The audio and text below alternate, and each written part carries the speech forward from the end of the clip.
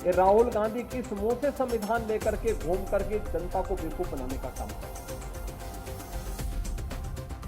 किसी भी संविधान की आत्मा उसका प्रियम्बल होता है, प्रस्तावना होती है।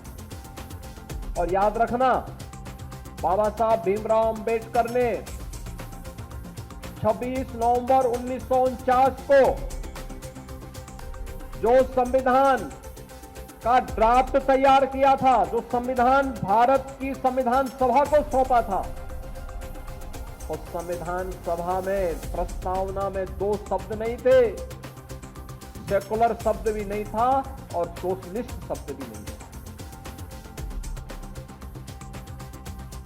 कांग्रेस ने अपने हित के, अपने स्वार्थ के लिए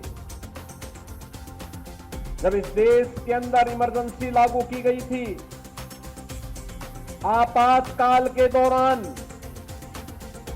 कांग्रेस ने 2 शब्द रात के अंधेरे में डाल करके बाबा साहब भीमराव अंबेडकर का अपमान कर दिया।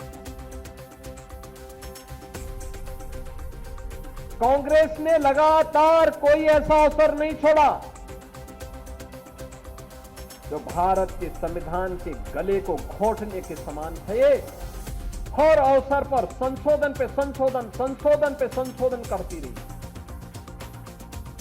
अनुसूचित जाति को उसका अधिकार मिले, अनुसूचित जनजाति को उसका अधिकार मिले, पिछड़ी जाति के लोगों को उसका अधिकार मिले, कभी यह प्रयास नहीं किया।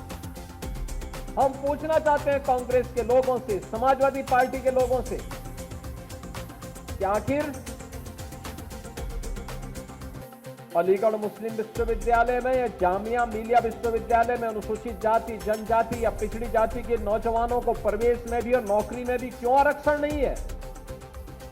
क्यों नहीं इन्होंने इसके लिए वहां प्रावधान किया जो भारत के पैसे से चलने वाला हो और उस संस्थान में अनुसूचित जाति, जनजाति और पिछड़ी जाति के नौजवानों के लिए भी प्रवेश में भी और नौकरी में भी आरक्षण की व्यवस्था होनी चाहिए। लेकिन वहां पर नहीं, वहां पर नहीं बोलते लोग, मौन हो जाते हैं। और यही कारण था बाबा साहब भीमराव अंबेडकर ने जब पहली संयुक्त सरकार बनी थी और संयुक्त सरकार बनने के बाद जब उसके उपरांत पंडित नेहरू की द्वारा बनाई गई उस नेतृत्व में चल रही सरकार के कृत्यों को देख करके बाबा साहब भीमराव अंबेडकर ने उस समय इस्तीफा दिया था और कहा था, ये सरकार मेरी योग्यता के अनुसार कार्य नहीं ले रही है।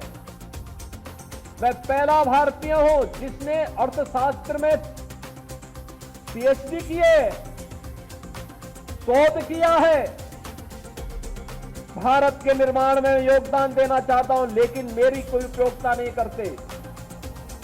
देश की महत्वपूर्ण उन समितियों में जो देश के विकास के लिए सहायक हो सकती है, उसमें मुझे कोई सम्मान नहीं दिया गया।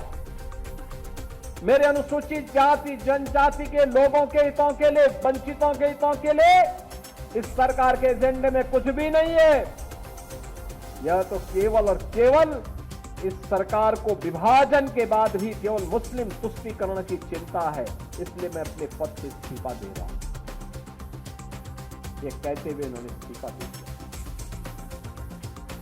और कांग्रेस के हर कृत्य वही है आज भी, तनिक भी उसमें कुछ बदला नहीं है।